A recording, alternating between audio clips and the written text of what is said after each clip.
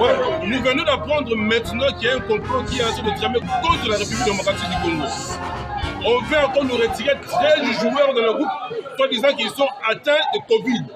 Nous disons non à ce complot. Nous sommes venus aussi au Cameroun pour jouer le football et non pour que nous soyons complotés. Alors nous demandons une contre-expertise de la République démocratique du Congo. On nous envoie l'équipe experte de l'INRB qui est un avion spécial, qu'on nous amène une équipe experte de l'INRB pour venir faire la contre-expertise. Nous disons non à ce complot. Ça, c'est pas le football. C'est devenu la violence, c'est devenu le racisme, c'est devenu autre que le football.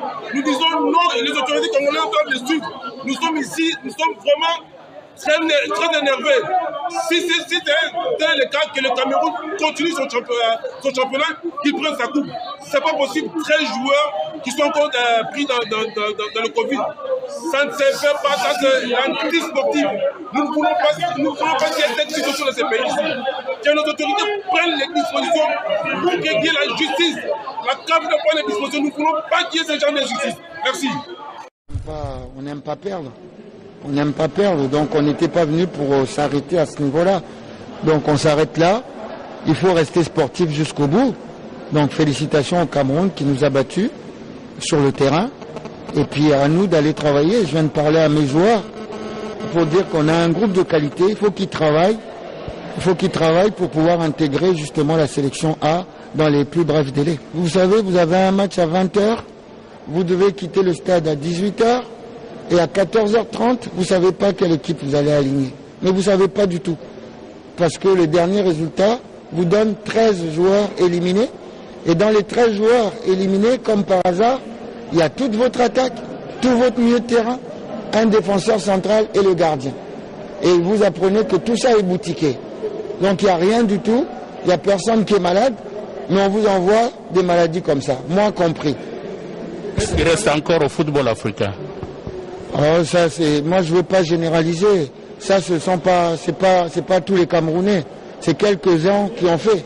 Moi je vous dis, à l'hôtel on était super bien accueillis, on est très bien avec les Camerounais. Mais il y en a quelques-uns qui ont boutiqué ça.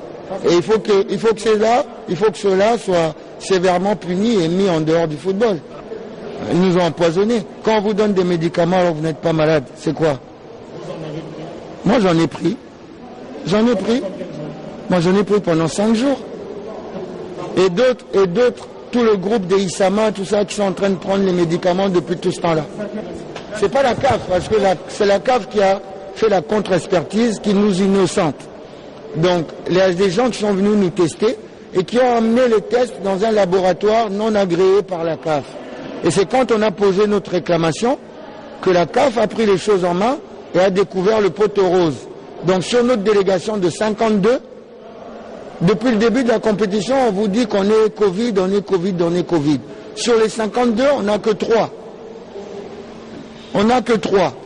Et pourtant, vous avez vu, on s'est passé de tout le monde pendant toute cette compétition.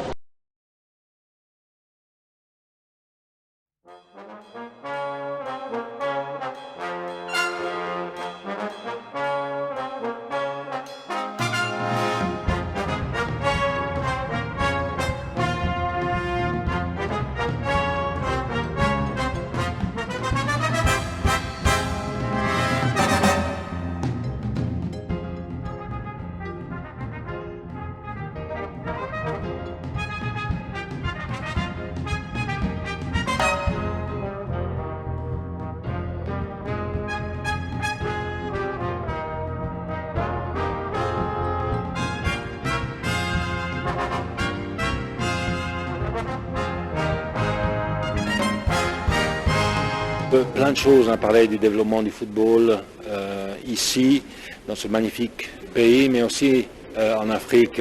N'oublions pas que le président est aussi président de l'Union africaine cette année, donc on a plein de projets.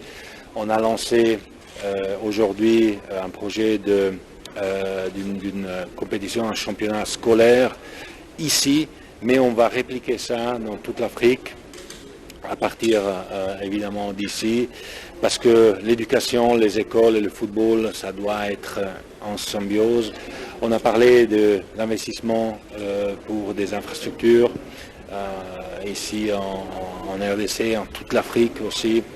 On a parlé des jeunes, pas seulement au niveau des écoles, même si le championnat scolaire c'est vraiment la clé, mais plus en général, qu'est-ce qu'on peut faire au niveau des académies, comment on peut aider.